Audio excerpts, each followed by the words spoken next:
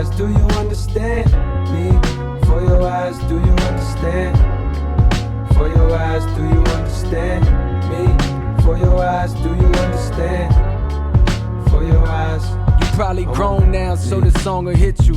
If you hearing this, unfortunately means that I'm no longer with you.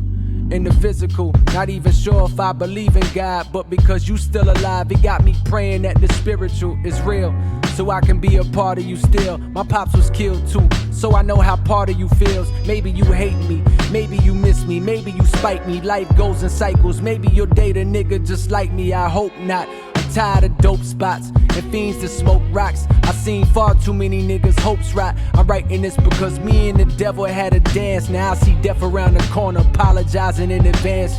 Don't know if I ever had a chance. At a glance, I'm a failure, addicted to pushing paraphernalia. But daddy had dreams once, my eyes had a gleam once. Innocence disappeared by the age of 8 years. My pop shot up, drug related. Mama addicted, so granny raised me in projects where thugs was hanging. Blood was staining the concrete. Older niggas I love talk like they was above maintaining a timesheet. That's slow money, picked up the family business. By the age of 13, 6 years later was handed sentence. Round the same time as when you came in this world. Me and your mama thinking, what the fuck we naming this girl? I told her Nina, the prettiest name that I could think of, for the prettiest thing my eyes had ever seen. I was 19, took me 2 felonies to see the trap this crooked ass system set for me. And now I fear it's too late for me to ever be the one to set examples that was never set for me. I'm living fast but not fast enough, cause karma keeps on catching up to me. And if my past becomes the death of me, I hope you understand. For your eyes, do you understand? For your eyes, do you understand me? For your eyes, do you understand? For your eyes.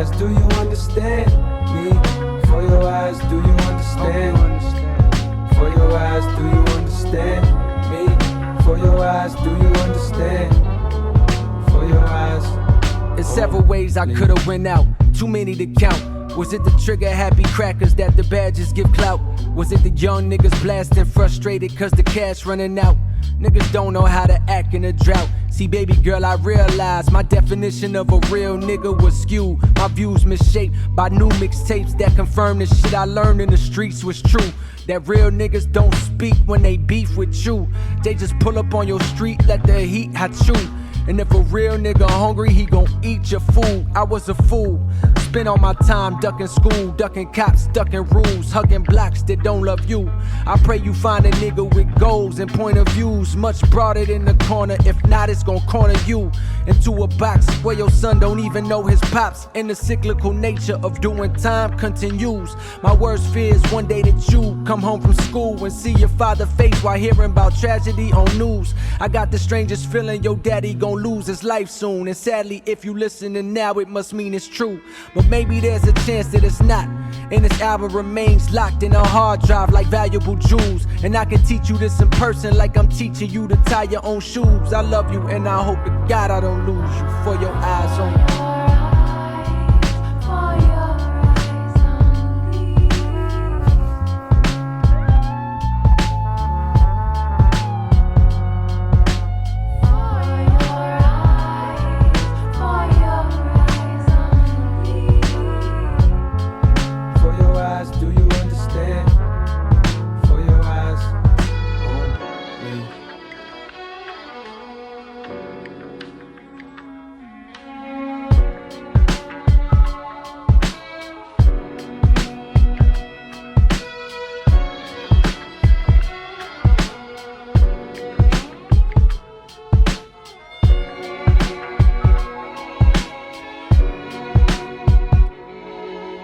One day your daddy called me, told me he had a funny feeling. What he been dealing with lately, he wasn't telling. I tried to pick his brain, still he wasn't revealing. But I could feel the sense of panic in his voice and it was chilling. He said, Jermaine, I knew you since we was cheering. I never asked for nothing. When times was hard, I never had discussions with you, begging you to help me. I dealt with the repercussions of my actions. I know you tried to steer me away from that shit, but that shit was in my blood. You know my life, I know your mama, nigga, send my love. In case I never get a chance to speak again, I won't forget the weekend spent sleeping at your crib. That's the way I wish my family lived, but my granny crib was in the jacks. I had to interject like, nigga, what you talking about? Fuck is you getting at? He said, listen, I got no time to dive into descriptions, but I've been having premonitions. Just call it visions from the other side. I got a feeling I won't see tomorrow, like the time I'm living on is borrowed. With that said, the only thing I'm proud to say, I was a father. Write my story down, and if I pass, go play it for my daughter when she ready. And so I'm leaving you this record for your eyes only. Don't you ever scratch or disrespect it. This perspective is a real one. Another lost veil, son. I dedicate these words to you and all the other children affected by the mass incarceration in this nation that sent your pops to prison when he needed education. Sometimes I think this segregation would have done us better. Although I know that means that I would never be brought into this world, cause my daddy was so thrilled when he found him a white girl to take back to Jonesboro with Lil Zach and Cole World. Barely 1 year old. Now it's 30 years later, making sure the story's told. Girl, your daddy was a real nigga, not cause he was cold, not because he was the first to get some pussy 12 years old, not because he used to come through in the caddy on some Vogues, not because he went from bagging up them grams to serving those. Now your daddy was a real nigga, not cause he was hard, not because he lived a life of crime and sat behind some bars, not because he screamed fuck the law, although that was true. Your daddy was a real nigga cause he loved you. For your eyes only.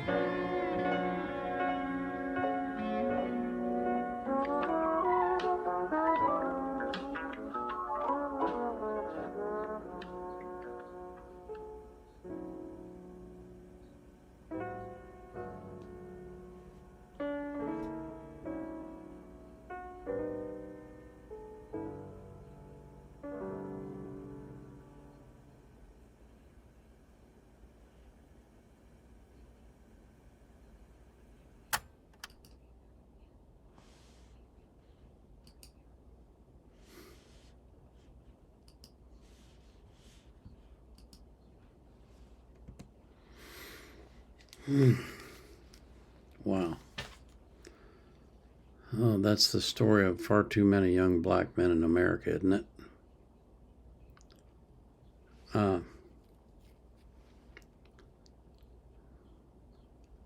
That the words in that song were a little bit more explicit than I would like them to be, but I understand why they rap that way, why he raps that way.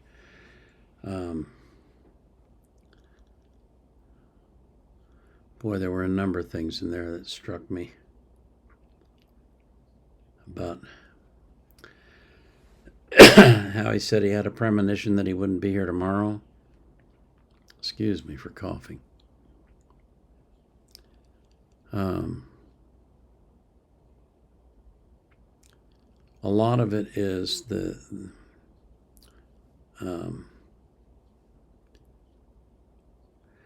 what I would call the standard story of Black America, but it's not really the story of Black America. It's the story of a subset of Black America that lives in the inner city, and they are raised without fathers, and there's a reason for that. Many people aren't aware of it, but back in the 1920s and 1930s and 1940s, black families were more, what's the word I'm looking, more cohesive than white families. But then along came the do-gooders, passed welfare to help these poor folk. And written right into the welfare rules, it said, if there's a man in the house, you don't get the money. I'm paraphrasing, okay? But that's what it said. Welfare basically broke up poor families, both black and white. If a woman had children and wanted to get help from the government, she had to get rid of the man that lived with her. And so they could no longer be married. And that started in the 60s with LBJ's so-called Great Society, and it's basically ingrained into that culture now. Not all black culture, but into the inner city black culture. It's ingrained into them that the daddies never stay in the homes. And a child raised without a father is a child that will never be whole. Just like a child raised without a mother is a child that will never be whole. It takes a mother and a father to raise a child correctly, and to raise them so that their souls are nourished, and so that their hearts are healed, and so that they become stable people who aren't constantly lashing out at everything around them. And that song was that was way too true for way too many people. Wow. The background music was kind of jazzy and slow, reminded me of a smoky bar. And the beat was kind of cool. I like the beat. His raps are good. I like his raps. His rhyming is good. But the story he tells is very sad. Very sad.